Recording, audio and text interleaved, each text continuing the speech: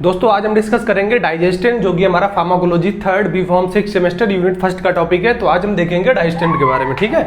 अगर हम पहले थोड़ा सा डिफाइन करें आपका डाइजेस्टेंट तो क्या होते हैं, तो these are substance and intended to promote digestion of food, ठीक है। तो आप इतनी चीज समझ लीजिए, डाइजेस्टेंस का मतलब होता है ऐसे कोई कंपाउंड सब्सटेंस जो हमारे फूड के एब्जॉर्प्शन को या फिर डाइजेशन को इंप्रूव कर देते हैं, उनको हम बोलते हैं डाइजेस्टेंट। मतलब aid to promote your digestion, ठीक है, इसको बोलते हैं हम डाइजेस्टेंट। बहुत सिंपल डिफिनेशन है। A number of proteolytic, amylolytic and lipolytic enzymes are marked in combination formulation. देखो क्या होता है, प्रोटियोलिटिक मतलब प्रोटीन का ब्रेकडाउन होता है, वहां पे ब्रेकडाउन करते हैं प्रोटीन का। अमाइलोलाइटिक का मतलब होता है जो हमारा स्टार्च होता है उसका कन्वर्जन हो जाता है हमारा शुगर में। उसके बाद लाइपोलाइटिक मतलब होता है लिपोलिसिस, मतलब breakdown of lipids, specially triglyceride, वहां पे हमें फ्री फैटी एसिड्स मिल जाते हैं। तो ये कुछ एक्टिविटी होती है इनकी, ठीक है। अब देखो क्या है, कुछ हमने एग्जाम्पल लिखे हुए हैं डाइजेस्टेंट के। तो पहला एग्जाम्पल आपका है पेप्सिन, पपाइन, टाकाडाइस्टेज, ठीक है, pancreatin, diastase, bile acid and salt and ursodiol या फिर ursodiol, both are correct. Clear. अब हम डिस्कस करेंगे पेप्सिन के बारे में। पहले हम पेप्सिन के बारे में देख ले।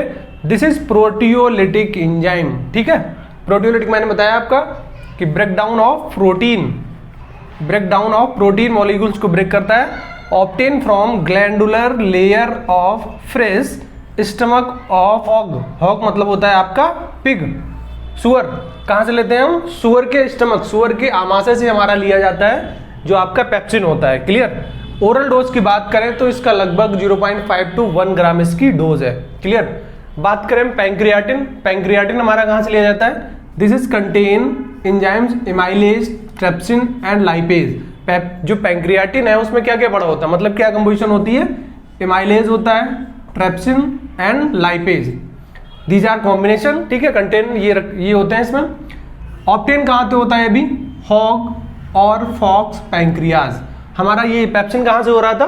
सुअर के स्टमक से मिल रहा था, हॉग या फिर पिग के स्टमक से मिल रहा था। लेकिन पैंक्रियाटिन कहां से मिल रहा है हमें? हॉग के पैंक्रियाज से डायरेक्ट मिल रहा है, फिर फॉक्स के पैंक्रियाज से मिल रहा है। किस में यूज करते हैं? क्रोनिक पैंक्रेटाइटिस, मतलब पैंक्रियाज में जो क्रोनिक इन्फ्लामेशन आती है, इन्फ्लामेशन ऑफ पैंक्रियाज, उस कंडीशन में हम पैंक्रियाटिन एंजाइम को यूज करते हैं। एडमिनिस्ट्रेशन ओरल देते हैं, लेकिन जो इसका फॉर्मुलेशन होता है वो कोटेड होता है, एंटेरिक कोटेड होता है, क्योंकि देखा गया है जो पैंक्रियाटिन है वो एचसीएल सेंसिटिव है, मतलब स्टमक में डिग्रेडेशन हो जाता है, इसलिए उसको इंटेरिक कोटेड फॉर्म में बना दिया है। बात करें जो हमारे पास थर्ड है, बाइल एसिड एंड साल्ट, ठीक है।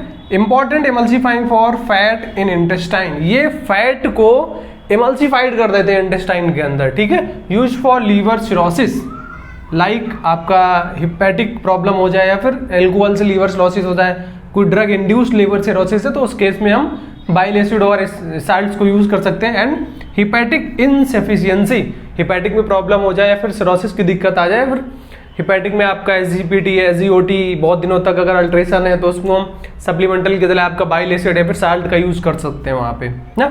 जो आपका फोर्थ है यूरसोडियोल या यूरसोडिऑक्सीकोलिक एसिड। अब इसके बारे में देखते हैं। Formed from chenodeoxycholic acid by colic bacteria, हमें कहां से मिल रहा है? कोलिक बैक्टीरिया के द्वारा मिल रहा है।